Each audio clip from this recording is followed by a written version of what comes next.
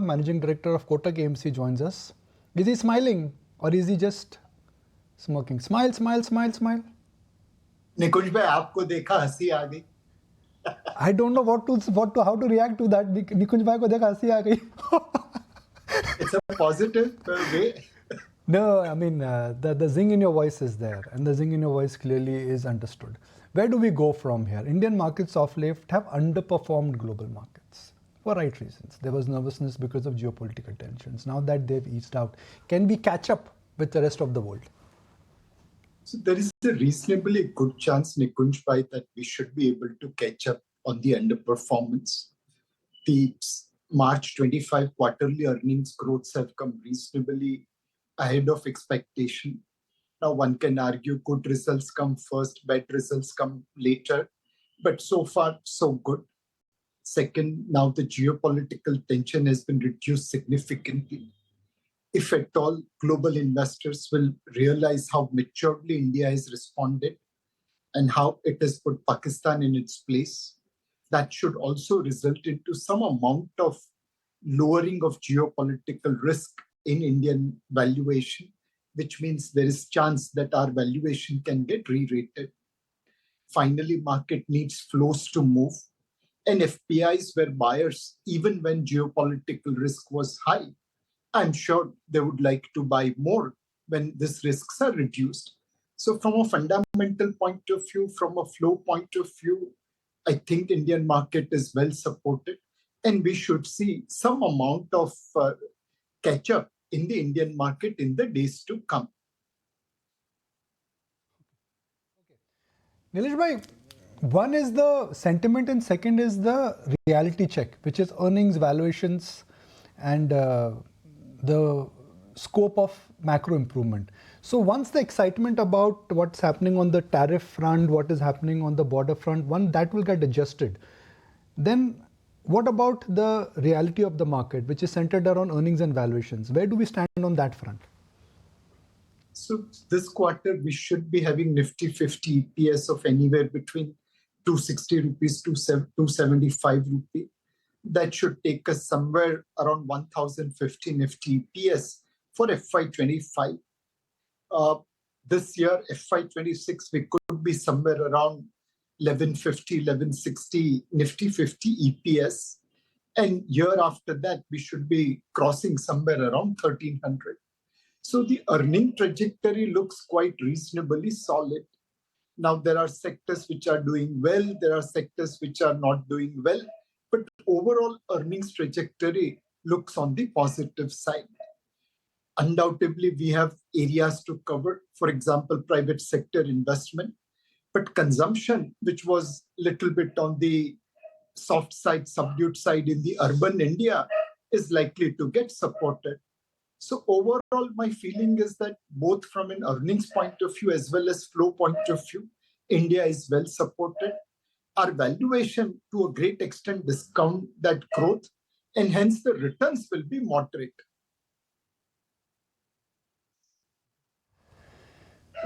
ICICI Bank, HDFC Bank, BEL, these are some of the top holdings of Kotak.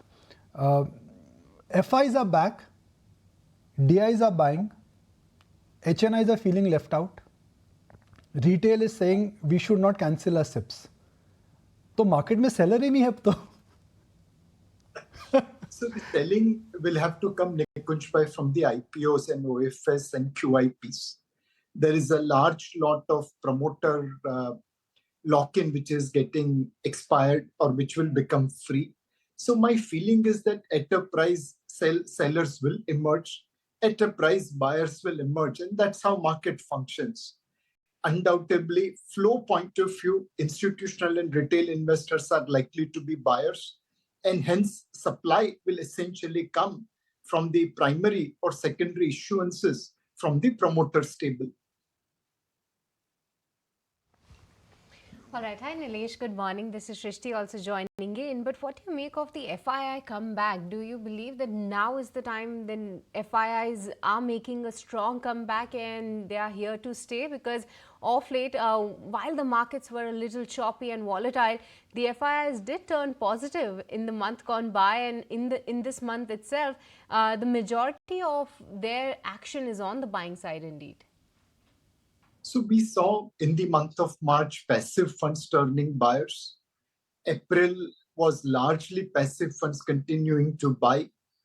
There was one particular day when 11,000 crore worth of FPI buying came that was primarily driven by passive flows. Active funds started buying in May, and despite this geopolitical risk, they continued to buy. So my feeling is that FPIs will be buyer of Indian equity. Of course, they are here to make money, so they will look at valuation, they will look at potential return trajectory. But my feeling is that ultimately, सुबह का भूला शाम को घर लौट आएगा. Nilesh bhai, you've been bullish on IT, you were bullish on cement and consumer. Has that view changed of late after numbers and what's happening in the world? So undoubtedly, Nikunj bhai, on IT, our call hasn't worked yet. We were probably a little ahead of getting into IT sector. The commentary as well as the results are little bit in line with market expectation or below market expectation. We think there's no downside in IT sector right now because the dividend yield is between 2 to 3%. But undoubtedly, the upside is also missing right now as there's no clarity about the future. The confidence about future volume growth, future margin is not there. And hence, I don't see IT sector outperforming market in the near term. As an institutional investors, we have to catch a falling knife.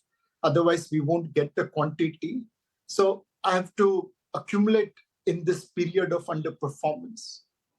On cement, clearly the March 25 quarter, thanks to government order and government spending on infrastructure, was quite a record quarter in terms of volume. We expect that focus to continue going forward. Consumer is one sector where we believe there is a reasonable highway. The 1 lakh crore tax cuts given to taxpayers will be effective this year and thereafter. There is potential petrol diesel price cuts as international crude prices have come down. There is also reduction in EMI burden as interest rates have come down by 0.5%, and it can come down by more. And finally, somewhere 2027, 2 years down the line, 8th Pay Commission will put money in the pockets of government employees. Put together, consumption sector, especially consumer discretionary sector, should benefit from income tax cuts, EMI burden reduction, potential petrol diesel price cuts, and finally, 8th Pay Commission recommendations. Are banks now looking slightly overbought because everyone is saying banks, buy banks, and before you ask anything, what kya acha lag raha hai? Answer is banks. So undoubtedly, by the way, your top holdings are also banks. So our top holdings are banks because index is heavyweight towards the banking sector, but we are not overweight banking sector as a whole.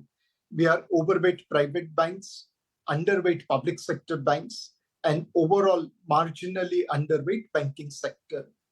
Now, generally, experience has taught that consensus could go wrong. And today, as you very correctly mentioned, banks was the favorite consensus, and it has worked out also. Going forward, Nikunjbhai, it will be stock-specific game. Banks which have good liability franchise will do well, and banks which have good credit culture will do well. Ultimately, banking is a business where you try to earn 2 rupees or 3 rupees by putting 100 rupees at risk, and hence getting it at the cheapest rate and lending it more securely is very, very critical. Banking is a business which tells us that return of principal is more important than return on principal. All right, Nilesh, the other thing that I wanted to understand was this whole debate that is going on that India will be a beneficiary of China plus one. What these global brokerages are highlighting that given the tariff tantrums as well as what could be the likely implication on China's GDP, India could stand to benefit out of this. Help us with your thoughts on the same, and how do you read which sectors could be the key to watch out for? So as we speak, there is a message that US-China is reaching out to some sort of agreement on trade that will help them reduce their deficit with China. Undoubtedly, China is the global manufacturing hub. Their speed of execution, their cost of manufacturing is very, very competitive. And we have to learn a lot from them. In mobile phones, we have been able to create a viable mechanism. In generic medicines, we have been able to create a viable alternative. But we need to replicate this in many, many sectors. The most important thing for India to capture China plus one is focus on ease of doing business. We have improved ease of doing business to a great extent. We have built infrastructure, but we still have to increase the speed of execution. We really need to empower our entrepreneurs that they are busy tackling opportunities rather than worrying about compliance and other regulatory burden. So we have an opportunity, but I can't say that we have already captured it.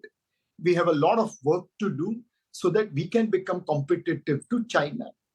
In our defense equipments, we have shown that we are second to none. Our missiles have shown that it can penetrate and it can't be stopped by any other system in the world.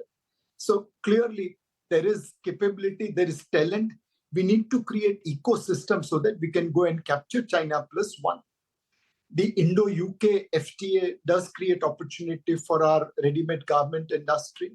It does create opportunity for our electricals and electronics industry.